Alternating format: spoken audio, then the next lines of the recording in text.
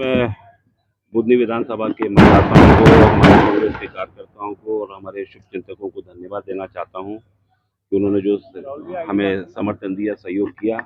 एक बहुत अच्छा चुनाव वहाँ पर हुआ और जनता का भरपूर समर्थन कांग्रेस के साथ रहा। और मैं ये कह सकता हूँ कि परिणाम संभवतः कुछ और हो सकते थे, अगर थोड़ा-सा और एक एंगल बदल जाता चुनाव का।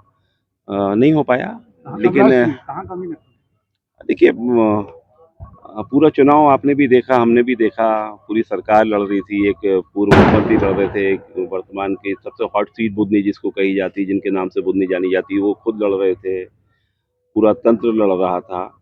तो निश्चित रूप से चुनाव पर इसका असर पड़ा है, लेकिन अब ये रोने का समय नहीं है। लेकिन सबसे अच्छी बात ये है कि हमारे कांग्रेस के कार्यकर्ताओं ने और जनता ने इस पूरे चुनाव को जिस मुस्तैदी के साथ लड़ा, जो लोकसभा में लगभग 1.5 लाख वोट हमारे कम थे, वो कुछ हज़ारों में आके रुक गए। और जहाँ हम लोग बहुत कम मतदान केंद्र जीता करते थे, अब हमने सैकड़ों को भी पार किया है।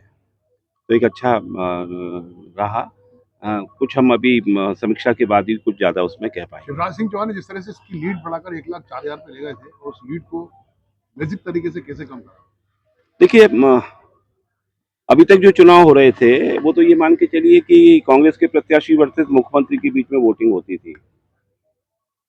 बुधनी में ज़मीनी हकीकत कुछ और है, दिखाई कुछ और देता है, और उसका जैसे-जैसे हम दूर जाते हैं, एक डॉपलर इफ़ेक्ट, एक फिज़िक्स का शब्द है जिसमें कि जैसे-जैसे हम दूर जाएँगे उसकी ध्वनि बदलती जाएगी।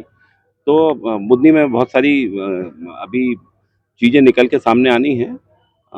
1,04,000 या 1,06,000 आंकड़ा मुझे याद नहीं है, लेकिन मुझे ये याद है कि लगभग 1,46,000 या 1.5 लाख से लोकसभा में भी हमारे कांग्रेस को वहाँ से सफलता नहीं मिल पाई थी, हम लोग पीछे रह गए थे। लेकिन इस चुनाव में कुछ हज़ारों में अगर आके मामला टिका है, तो जनता का साथ, कांग्रेस के कार्यकर्ताओं की मेहनत और हमारे नेताओं का उसमें आशीर्वाद रहा है। मैं सबको धन्यवाद देना चाहता हूँ, कांग्रेस के कार्यकर्ताओं को धन्यवाद देना चाहता हूँ, उन्हें विश्वास दिलाना चाहता हूँ कि ये लड़ाई आगे भी जारी रहेगी और जब तक हम लोग जीत नहीं जाएँ, ये लड़ाई हमारी चलती रहेगी।